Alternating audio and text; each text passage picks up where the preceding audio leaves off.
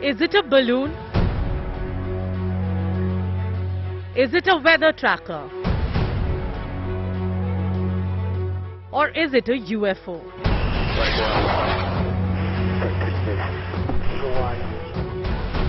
US shoots down 3 mystery objects. America has no clue what they are. Calling this an object because that's the best description we have right now. We do not know who owns it, whether it's state-owned or corporate-owned or privately owned. We just don't know.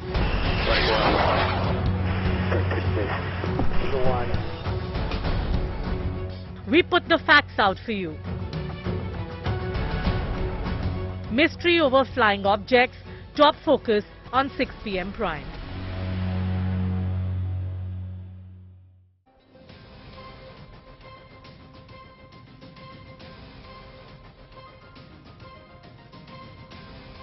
Good evening. You're watching 6 p.m. Prime here on India Today. I'm Akshita Nandgopal, and our focus this evening is on a story everyone's talking about.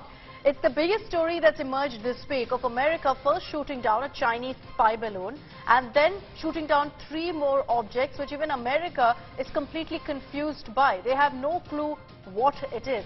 We're going to be talking about that. The headlines first.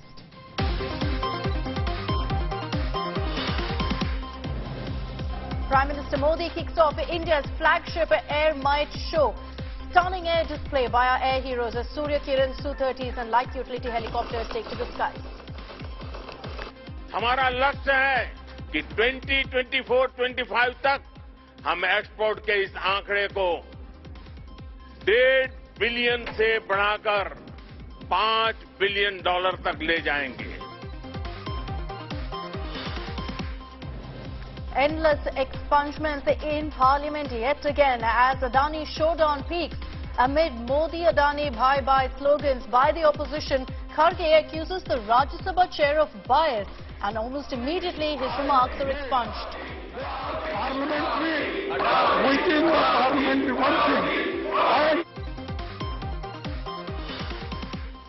Adani Hindenburg hearing in Supreme Court. Top court says it's not opposed to an expert panel. In fact, the centre agrees with the top court's suggestion of an expert panel. Centre to submit suggestions for the panel soon. Next hearing slated to happen on Friday.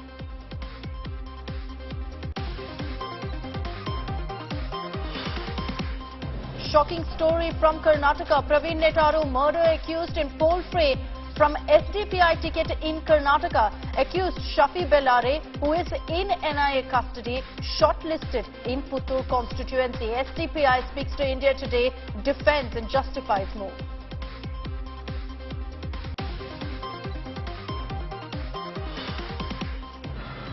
Women's IPL gets off to a cracking start. Royal Challengers Bangalore bagged Priti Mandana for 3.4 crores. Mumbai Indians take Harmanpreet Kaur for 1.8 crores. Women's superstars celebrate.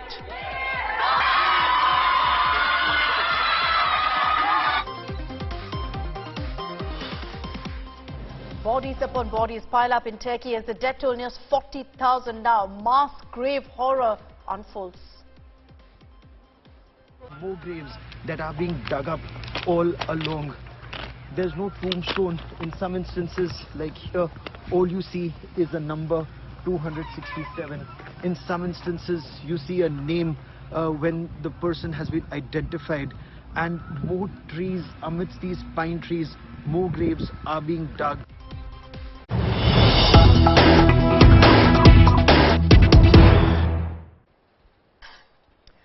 Let's begin with breaking news coming in. Rahul Gandhi is in his constituency Wayanad and has attacked Prime Minister Modi on multiple fronts, and for the first time has also responded to the Prime Minister's attack on him over the Nehru-Gandhi name controversy. Now, in fact, while speaking on how his comments have been expunged in the Lok Sabha, Rahul Gandhi has said, I was asked to show proof and I've written a letter to the Speaker with every single point that they removed and supporting corresponding proof for every single point. Beyond that, Rahul also has highlighted what the Prime Minister said about why his name is Gandhi and why don't they take up their Nehru legacy, why don't they make their name Nehru. Rahul Gandhi has dismissed it, saying that doesn't matter, the truth always comes out. So this is the reaction that's come in right now from Rahul Gandhi. In fact, he's even gone on to say that the Prime Minister was nervous, that his hand was shaking when he was drinking water.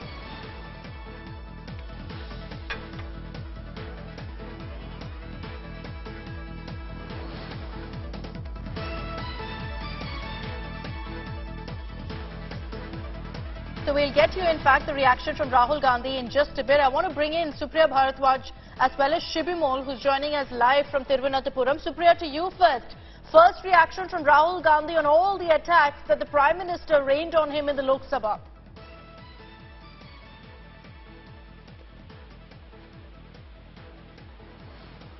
Supriya, can you hear me? All right, let me take this across to Shibimol. Shibimol, just get us the highlights of what Rahul Gandhi has said. He hasn't held back. Every single point that the Prime Minister made in Parliament last week, he's now responding to. Well, absolutely, Akshita. In fact, Rahul Gandhi has hit out very harshly against Prime Minister Narendra Modi. He went on to reply. He went on to comment against everything that Prime Minister Narendra Modi said. He actually reinforced whatever he was saying in the Parliament in his speech when he came to the Parliament with the pictures of Prime Minister Narendra Modi and Adani. He said that I only spoke true. There's nothing I spoke that was untrue. Still, the parts of my speech was expunged. Now, he said that as per the rules, a part of the speech can be removed only if somebody goes on to insult somebody or if something is said without submitting proof. But here, whatever I have said was true. I have written to the Speaker of the Lok Sabha. I'll just come back to you. My apologies for interrupting, but let's play out for our viewers exactly what Rahul Gandhi said. I did not insult anybody. I used the kindest language, the most polite language, and everything I said was based on proof. I was asked to show proof with regards to what I said, and I have written a letter to the Speaker with every single point that they have removed and the supporting proof. But I don't expect that my words will be allowed to go on the record. At the same time, the Prime Minister directly insults me. He says, why is your name Gandhi and not Nehru? So the Prime Minister of the country directly insults me, but his words are not taken off the record. So that is Rahul Gandhi's contention, and I want to bring in Supriya Bharadwaj, who tracks the Congress very closely. So Rahul Gandhi is questioning Supriya why his comments were expunged on Adani, and he says, I've provided proof of every single comment I've made, but he's also asked why the Prime Minister's comment about him not changing his name to Nehru is not expunged. Well, Akshita, since morning only, Congress party has upped the ante against Prime Minister Narendra Modi and the central government. We have seen as to how there was the rerun of the entire massive showdown between the government as well as that of the opposition in Rajya Sabha. And now Rahul Gandhi, while speaking from Wayanad, has gone all out and said that he never used an unparliamentary language or word against Prime Minister or anyone else during his speech. Why 18 portions of his speech were expunged, whereas on the other hand, he's saying that what Prime Minister said about the Nehru and Gandhi surname was nothing but demeaning, and why that entire portion was not expunged by the Lok Sabha Speaker. So this war of word is going to the next level, and today in the evening, Rahul Gandhi is flying back to Delhi, and what we are hearing is that in this entire week, more fireworks are expected. Rahul Gandhi is supposed to reply to the Lok Sabha Speaker on that notice being given by the Lok Sabha Speaker on the complaint filed by BJP MP Nishikant Dubey as far as the breach of privilege is concerned. And what we are hearing is that Rahul Gandhi in his speech only has said that he has written back to the Speaker mentioning as to how he has not used any unparliamentary language. Rather, it is the Prime Minister's comment that should be expunged in connection with the Nehru-Gandhi surname. So this entire war of word is going to the next level, Akshita. And we are hearing from the Congress's camp that this is just the beginning. The fight from the Parliament will now be fought on the streets. All right, Supriya, thank you for getting us all of those details. So Rahul Gandhi hitting back at Prime Minister Modi. We'll see how this escalates also in the hours to come. And our top story this evening on 6 p.m. Prime is on what's been happening in the United States. It's got the world's attention. One day after another, the US has been shooting down what they call mysterious aerial objects flying over their airspace. The US military at this point is unsure about what these objects are. One they said is cylindrical shape, another they said is octagonal, so they're not sure what it is, where it's come from or whose it is right now. They're not even sure how it's actually staying aloft because they're saying it's an unknown propulsion system that's being used. And that's why there's a lot of talk on social media about whether this is alien activity. That's something that we will talk about. But let's get you all the details first, the reactions from America in a report. Charlie, Zulu, 5. Frame. It's been a busy week for US officials. After they shot down a Chinese balloon, they've been bringing down one object after another. But here's the catch. They have no idea what it is. Next one, last one. Let's give you a clearer picture of all the incidents of mystery objects found in US airspace. It started, as we mentioned, on February 4th with the shooting down of a suspected surveillance balloon off the coast of South Carolina. The massive white balloon had drifted for days over the United States, and officials said it came from China and had been monitoring sensitive sites, a charge that China vehemently denied. This airship belongs to China and not the United States. This balloon is not American. The Chinese government will continue to defend its legitimate rights and interests. Days later, on February 10th, another object was shot down. This one was off northern Alaska, which officials said lacked any system of propulsion or control and was flying at an altitude of 40,000 feet.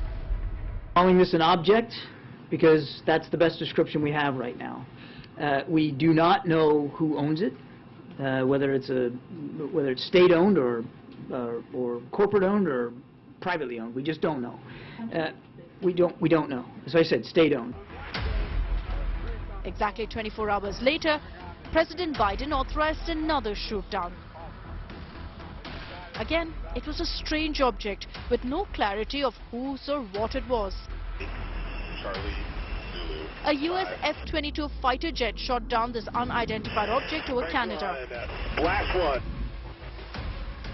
Both US and Canada have been able to offer very little clarity on what this is all about. Mr. President, do you know who sent the object? Were you able to recover it yet? Was it a balloon, Mr. President? And the latest incident on Sunday, when US jets shot down a fourth high-altitude object near Lake Huron in Canada out of what they called an abundance of caution. So let's address the elephant in the room. Are these UFOs? Social media is in a frenzy, trying to figure out exactly what these objects are. And the alien theory has become louder courtesy this statement from a top American military head. When asked about whether this is alien activity, US Northern Command Chief General Glenn Van Herk said at this point nothing can be ruled out and the intel community was working on identifying these objects. So is it a surveillance balloon? Is it a weather balloon? Or is it actually a UFO? With these objects baffling everyone, your guess is as good as ours. Bureau Report, India Today. Next one, last one. So let's get you all the details that we have right now. The timeline exactly of how this has played out. In the last 1 week, US authorities have been completely baffled by what they've been witnessing, and this is spread across the United States. It's not in one particular part of US airspace. It's spread out across. The first incident that happened was, of course, the much talked about globally that ratcheted up again US-China tensions. That incident was, in fact, in South Carolina, where you had the Chinese spy balloon being shot down. Now, after that, a few days later, you had another incident being reported. This too, at this point, was in fact right up, way north in Alaska. Now, here it was identified that there was this object that had breached their airspace, upon which President Biden had given the nod to go ahead with an operation to shoot down the object. They haven't been able to recover the debris there because it fell into a frozen area, completely destroyed. So that was in Alaska. Moments later, next day, you had an incident in Canada. Now, this was a joint operation by United States and Canada. Finally, it was US fighters that shot down this mystery object. The latest incident has happened just yesterday in Michigan, where again it was an unidentified mystery object with no clarity being given by any authorities right now as to what it is. But again, because of the area that it was flying in, because of threats to national security, President Biden again authorized another shoot down. Let me take this across to our Foreign Affairs editor, Geeta Mohan, for more details on what we really know so far. I know, Geeta, that there are a lot of conspiracy theories doing the round, saying aliens, saying UFOs are upon U.S. airspace, etc. That sounds like it's nothing, it's out of a movie scene, essentially. But realistically speaking, the reason you've got all these conspiracy theories doing the rounds is because the United States, Americans are completely stumped by this. Absolutely, not just America, but also the Canadians, because Justin Trudeau had also authorized the shooting down of that object, which was in the border area. So two countries completely baffled, developed nations don't know exactly what's happening, and technically it is a UFO because it's an unidentified flying object that was taken down. But we'll have to wait to hear from the authorities as to exactly what they are. Apart from that, Akshita, what's bigger over here is the diplomatic row that's at play between China and the United States of America. The first was the balloon, after which the Chinese initially were reluctant, but there was some sort of an understanding that yes, indeed, it did come from China and it is Chinese balloon, something that the Americans sort of established. And then later we see more unidentified flying objects now in the airspace of America as also of Canada being brought down. The fight now is between the two sides, where China, in its latest statement, has come out and said it's not just the Chinese. Americans have also been sending balloons and flying objects into Chinese airspace. There have been more than 10 intrusions, illegal intrusions into Chinese airspace. And the State Department has responded saying that that's not true, that America has not indulged in any spying or reconnaissance activity in Chinese territory or Chinese airspace. So that's the row that is going to, that we'll have to monitor and see whether it's going to escalate or whether if it is going to certainly come down after there is some sort of certainty as to what those objects are and what is the origin of the object. You know, there's a lot of speculation, some saying that maybe it's a weather tracker, others saying that it could be a spy balloon like the first one. But the authorities clearly have said that this is not a balloon-like object. It doesn't resemble anything like what was the so-called Chinese spy balloon, which they first shot down. Geeta, stay on with me. We're going to need your inputs later on as well. So what really could these objects be? Well, as I mentioned it earlier, your guess is as good as ours. But here's what we know so far. And here's what's baffled authorities. Now, what they're saying is that the objects that have been found have unknown propulsion systems. So they don't know how they're up in the air and staying at that height. According to the military officials, and they've gone on record to say this, one object looked like an octagon. So it was octagonal shaped with strings hanging out. Another object was cylindrical. So they're saying that not all of them look exactly the same. Now, none of these objects also were carrying any payload. They didn't have any weight on them, so they weren't carrying any load from one point to another. Now, also important to highlight here that the US has not been able to figure out exactly what the origin point of these objects are. It's only when they breached US airspace that they were immediately alerted. These objects have been flying at heights of 20,000 feet and above. And imagine that, they're flying at these heights with no details of how they're doing it, which is what Americans are saying, and that's why they're saying we're not ruling out any possibility right now. But what they have confirmed is that while in the first case it was clearly a white-shaped balloon, which they declared as a Chinese spy balloon, in these cases, the last three objects that have been shot down, they're saying it looks nothing like a balloon. They're saying one is cylindrical, one is octagonal shaped, so nothing like that.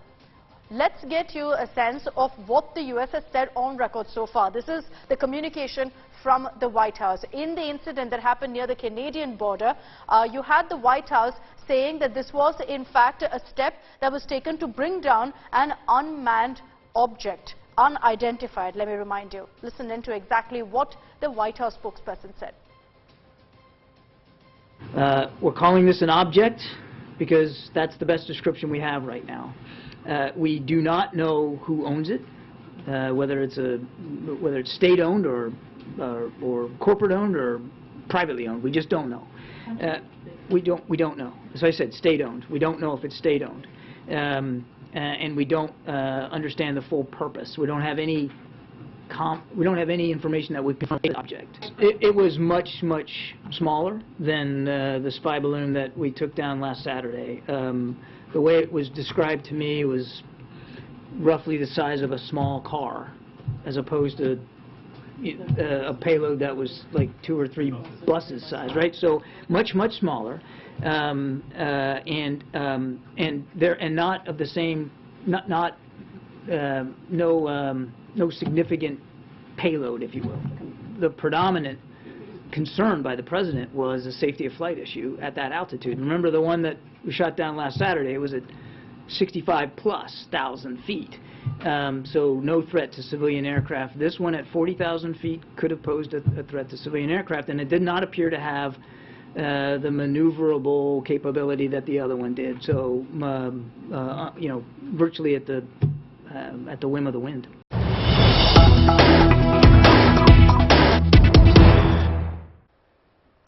Interestingly, you still have that showdown between US and China that's playing out. China has said now that the United States is putting out balloons over their airspace. That US high-altitude balloons have flown over its airspace without permission more than 10 times since the beginning of 2022, widening the diplomatic showdown after the US military shot down what it says was a Chinese spy balloon. However, even after China has said this, the White House has already reacted, completely dismissing this claim, saying the US is not flying any balloons over China.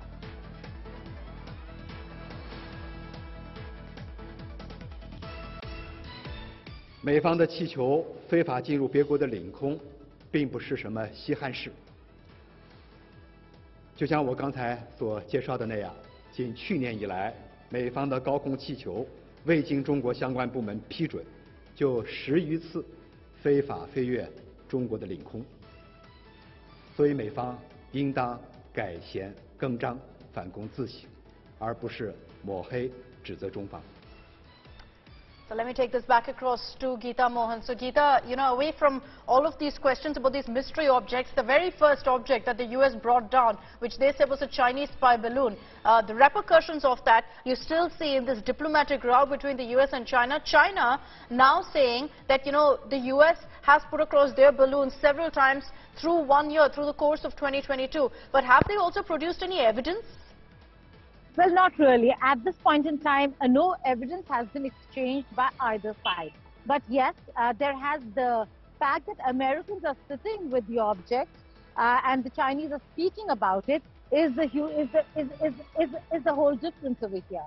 The Chinese have been claiming that the Americans have also been sending it, and there have been more than 10 occasions. But again, we'll have to wait and see whether China can back that talk, back that conversation with the evidence that is required in terms of sending it to or showing it to America. That has not happened. America has rejected all those allegations and claims by the Chinese side. However, they're still waiting to see whether if they can make a headway into what those UFOs actually are and what's the origin of those unidentified flying objects. And meanwhile, like you said, Akshita, the spying row will continue. It continues because the balloon that was caught in American airspace is certainly something that China will have to answer for. And while China is saying that they also suffered or experienced the same kind of intrusions, illegal intrusions, they haven't backed it up with evidence. All right, Geeta, thank you very much for joining us with all of those details. Let's focus on what's happening in Karnataka. Election season, so every meet and greet becomes a political one. And that's exactly the case with Prime Minister Narendra Modi's meeting last evening with some of the biggest Kannada stars, with the biggest Kannada cricketers, businessmen, you name them. They all came together to meet with the Prime Minister for that photo op. So you had superstar Yash there. You had Kantara star ad director Rishabh Shetty. You had a famous comedian called Ayush Shraddha also there, along with Venkatesh Prasad, Javagal Srinath, Anil Kumble, all of them present for this meet and greet. Let's get you all the details of exactly what was discussed in our next report. Violence, violence, violence. I don't like it. I avoid. But violence likes me. He's a pan-India superstar who takes pride in his Kannada roots.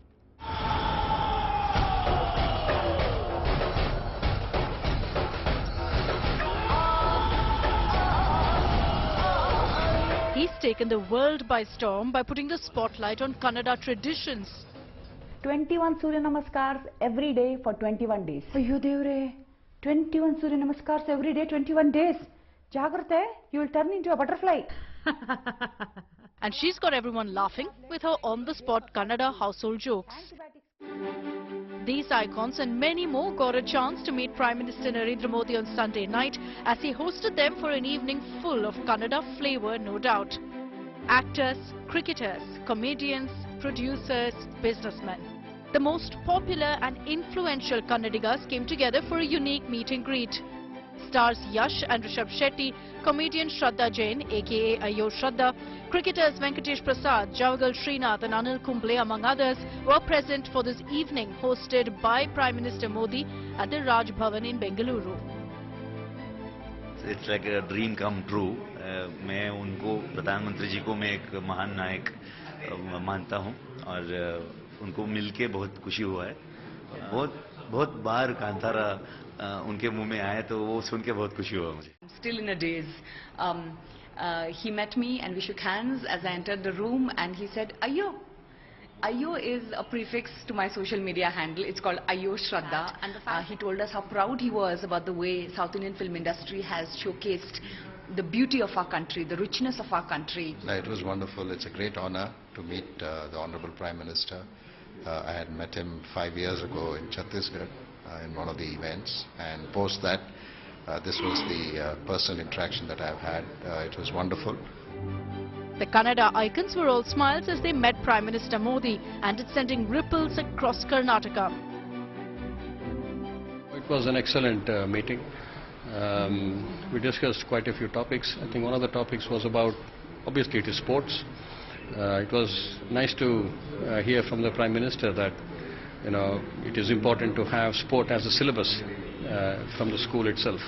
So it will be a subject and everybody should pursue sports. These kind of words are inspiring. After all, in election season, these photo ops, even if not political, no doubt have political repercussions.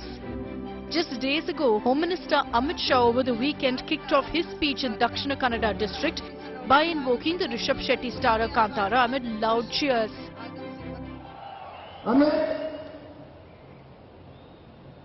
धार्मिक परंपराएं, सांस्कृतिक परंपराएं, ये अविभाजित दक्षिण कन्नड़ के जिले के अंदर पाई जाती है. अभी अभी मैंने कांतारा देखा है. कांतारा देख कर मुझे मालूम पड़ा कि कितनी समृद्ध परंपराओं का ये प्रदेश है.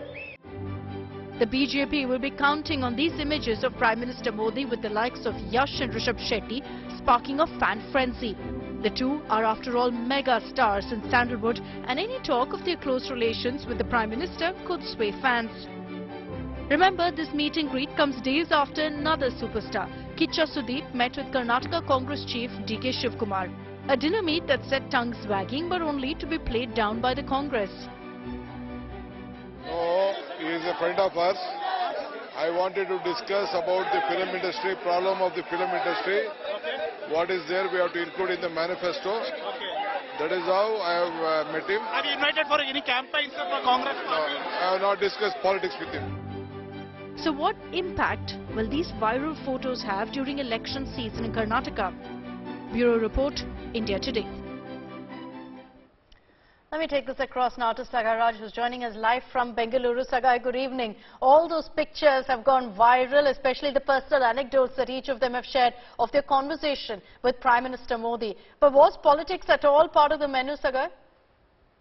Akshita, you have come from Chennai, I'm from Bengaluru, and we know how Dravidian state reacts when it comes to actors turning into politicians and the kind of influence they have on the people, and probably in Karnataka much lesser when you compare to Tamil Nadu, but still of late we have seen that how these kind of influencers, especially actors, can convert into votes. We have seen in Mandya when Yash and actor Darshan had campaigned for Subrlata and able to get a large number of votes for her against then sitting Chief Minister S.D. Kumaraswamy's son Nikhil Kumaraswamy.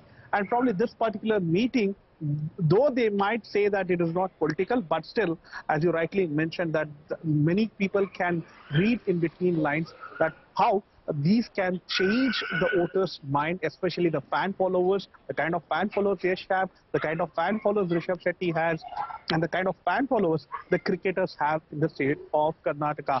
But we need to wait and watch how far these influencers can convert this into votes and help the party to win the elections. All right, so we'll see whether this has any sort of impact on the ground, whether fans actually buy into this, get into a frenzy over these pictures of Prime Minister Modi. Thanks very much, Sagai, for joining us with those details. Let's get your pictures now coming in of Bihar Chief Minister Nitish Kumar being targeted during a yatra. A chair was hurled at the Bihar Chief Minister. As you can see there, the crowds went slightly out of control, got very close to the Chief Minister, and somebody then threw a chair at him. This incident happened at Kanchanpur in Barun block of Aurangabad when Nitish Kumar had gone to inaugurate the Panchayat building. Someone then proceeded to throw the chair at him. We understand that the Chief Minister was completely unhurt because the chair landed in front of him. It didn't hit him, but clearly the miscreant there was trying to target the Chief Minister. Fortunately, nothing happened. We don't know yet if the person has been identified or nabbed.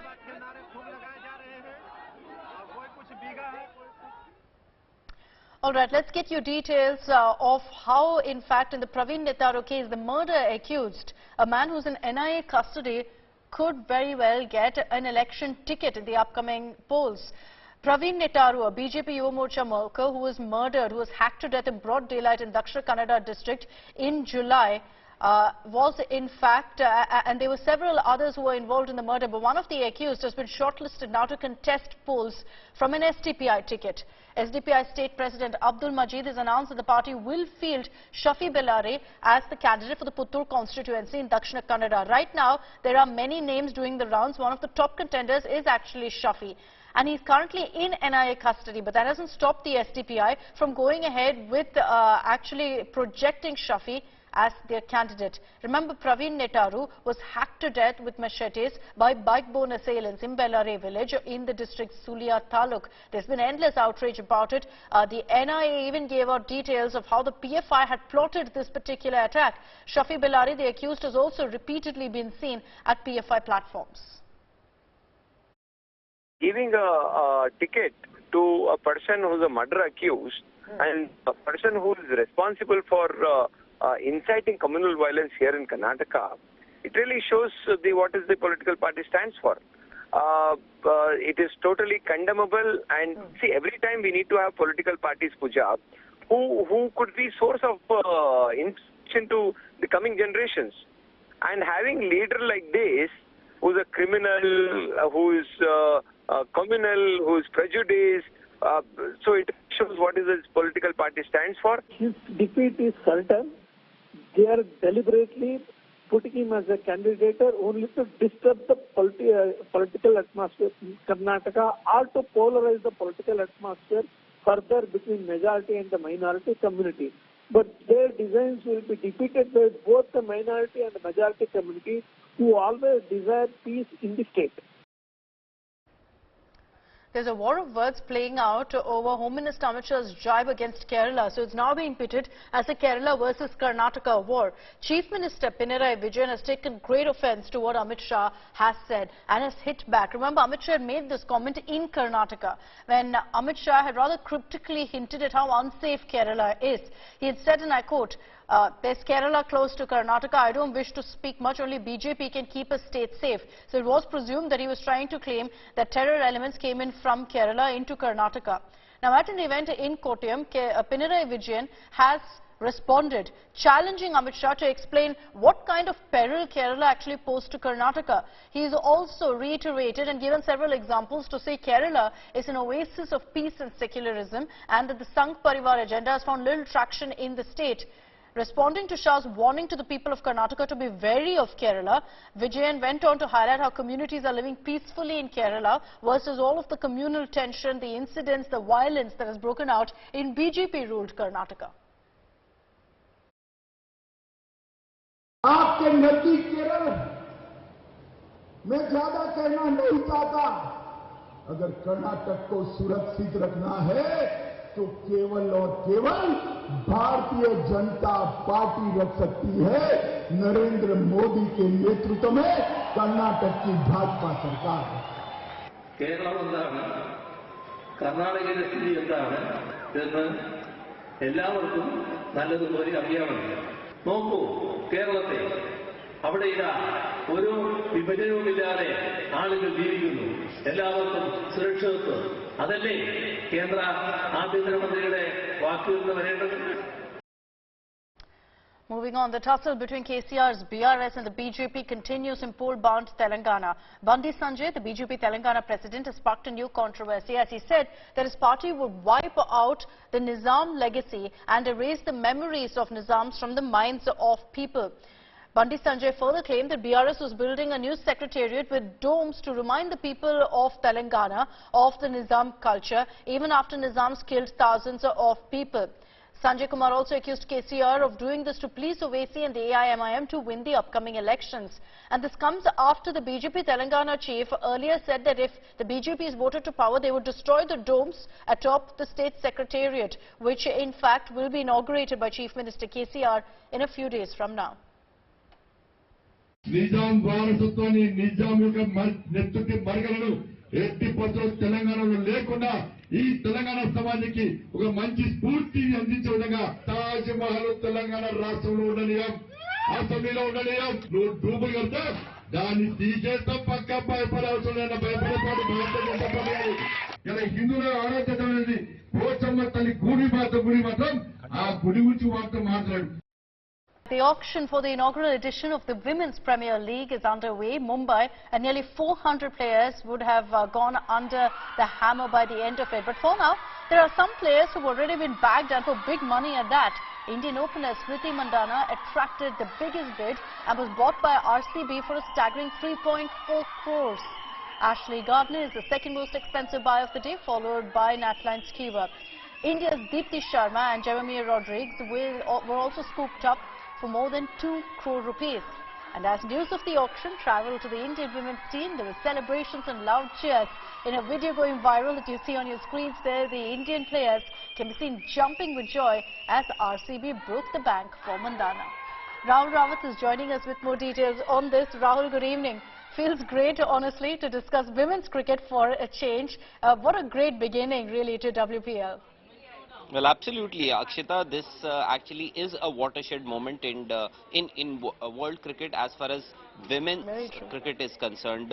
For long, the women's cricket or female cricketers were considered to be a neglected breed, but not anymore. And the reason is the women cricketers themselves, how they've done in the recent past. People know these players, and that is the reason why the franchisees were were ready to break the bank to go after these female cricketers. Smriti Mandhana, perhaps the poster girl for any team now.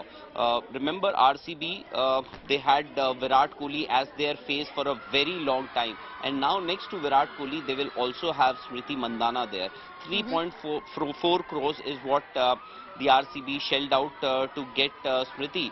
And interestingly, Harmanpreet Kaur, who is the captain of the Indian team and is there in South Africa to lead the Indian team in that ongoing World T20, Women's World T20. Well, there were six other Indian female cricketers who were sold for more than what Harmanpreet eventually got from Mumbai Indians. So these are interesting days for women's cricket.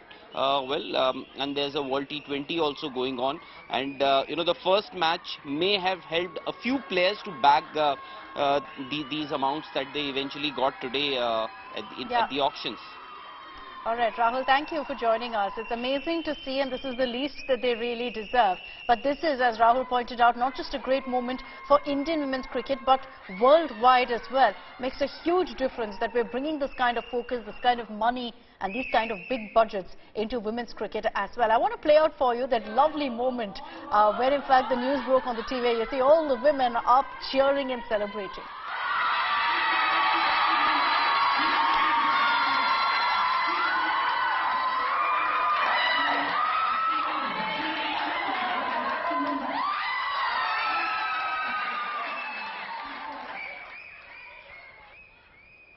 That video going viral and truly brings a smile to your face. That's it from me on 6 p.m. Prime. Thanks very much for tuning in.